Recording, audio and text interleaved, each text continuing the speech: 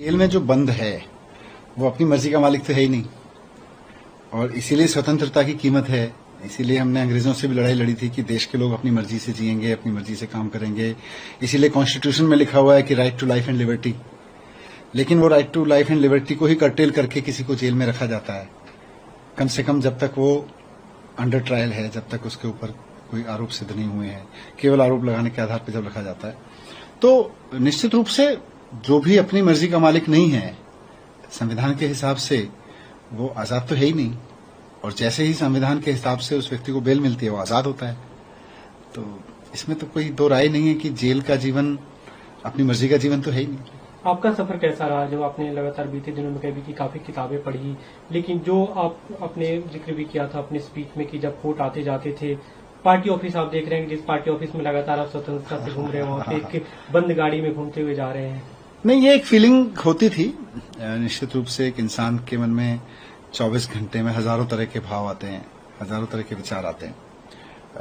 मैं भी इंसान हूं, मुझे भी चीजें अच्छी बुरी लगती रहती थी बीच बीच में, पर ओवरऑल मैंने जेल में जाके देखा कि वहां लोगों के सामने एकदम वैक्यूम है।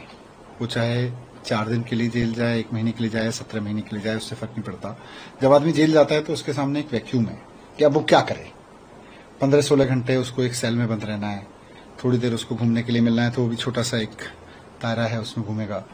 तो वैसे में जेल में क्या करें? तो ऐसे में बहुत सारे लोग टूट जाते हैं, डरते हैं।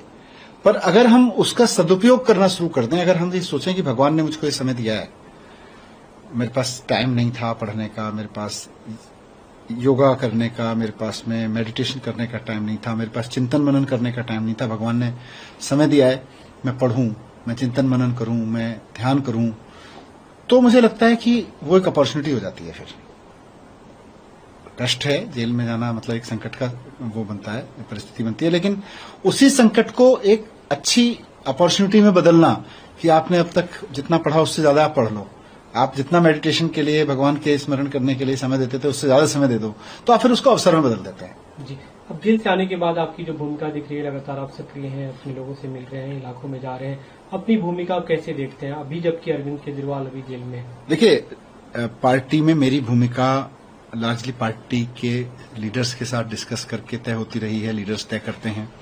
माननीय मुख्यमंत्री अरविंद केजरीवाल जी तय करते हैं। तो अभी पार्टी के लीडर्स के साथ डिस्कस करके मेरी एक भूमिका तय हुई है कि मैं गली गली में लोगों के बीच में जाऊं। कार्यकर्ताओं ने मुझे बुलाया है कि आइए हम आपके साथ में लोगों के बीच चलते हैं, हमारे साथ लोगों के बीच चलिए। तो मैं अलग अलग विधानसभा में जाके दिल्ली की जनता के बीच में जाऊंगा, पदयात्राएं करूंगा, लोगों से मिलूंगा। मुझे लगता है एक पॉलिटिकल लीडर के लिए ये बड़ा सुखद होता है कि वो लोगों के बीच जाए, उसी से उसको एनर्जी मिलती है, उसी से उसको और काम करने की प्रेरणा मिलती है। तो मैं लोगों के बीच जाऊंगा, और अब मैं उम्मीद करता हूं कि सीएम साहब भी जल्दी बाहर आ जाएंगे। लेकिन इससे पहले के समय में जब आप जाते रहे लोगों के बीच में, आपके पास एक पद था, दायित्व था, जो अगर काम कराना हो आप खुद आके कर सकते थे, लेकिन अभी आप डिप्टी सीएम नहीं है। तो आने वाले समय में जब तक सीएम नहीं है, क्या आपको लगता है कि फिर से उस पद पे जाना चाहिए? नहीं, काम करने के नहीं, देखिए, काम करने के लिए तो सरकार तो काम कर रही है, और सरकार अच्छा काम कर रही है। मुझे नहीं लगता कि लोगों के बीच में जाने के लिए पद चाहिए, लोगों के बीच में जाने के लिए लोगों से प्रेम चाहिए। और मैं कह सकता हूं कि पिछले 17 महीने में मेरे हृदय में, मेरे मन में और प्रेम बढ़ा है अपने दिल्ली के लोगों के प्रति, देश के लोगों के प्रति। तो लोगों के बीच में जाने के लिए तो केवल और केवल प्रेम का रिश्ता चाहिए। कोई पद के रिश्ते से लोग नहीं मिलते, प्रेम के रिश्ते से मिलते हैं, और वो प्रेम है और वो बढ़ा है।